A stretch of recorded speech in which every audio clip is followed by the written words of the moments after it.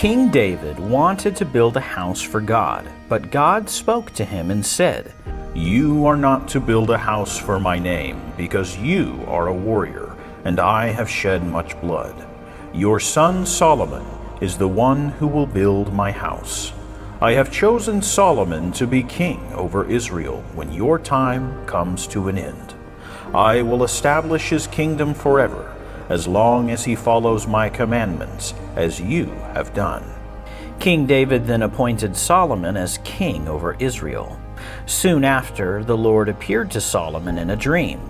God told Solomon, "Ask me for anything you want." Then Solomon answered, "You have shown such loving kindness to my father King David, as he walked before you in truth and righteousness and served you with all his heart. You placed me on the throne as king, yet I am still a young man and do not know how to lead this great nation of Israel.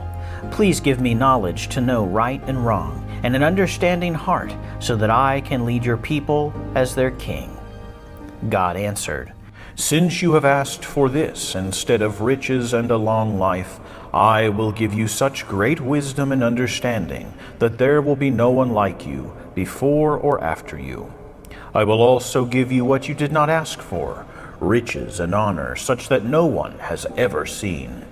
If you walk in my ways and obey my laws and commands like your father, King David, then I will give you a long life."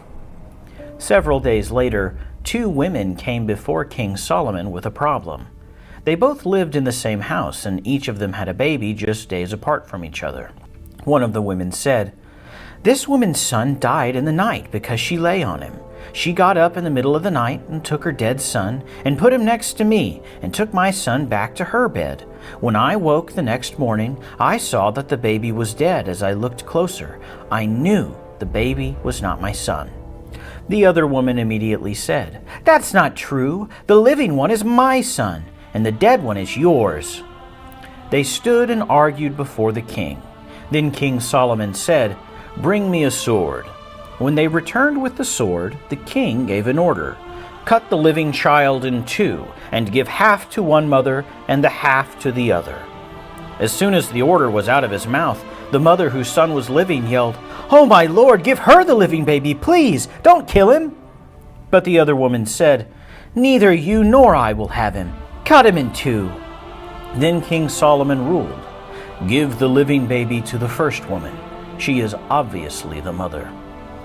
All the people of Israel were amazed at the wisdom of King Solomon in deciding this matter.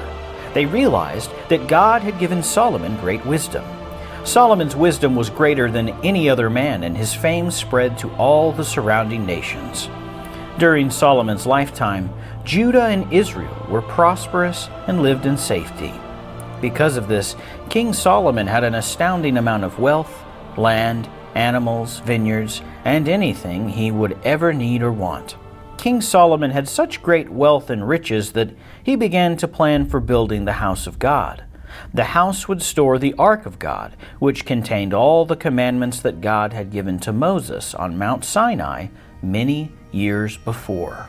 The word of the Lord came to Solomon, "As for this house you are building, if you will keep all my commands and obey them, I will do what I have promised. I will live among the Israelites and not abandon my people, Israel."